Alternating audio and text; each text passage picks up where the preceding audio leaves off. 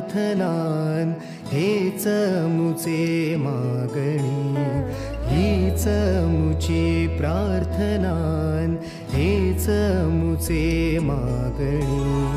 माणसाने माणसाशी माणसा सम वागणे,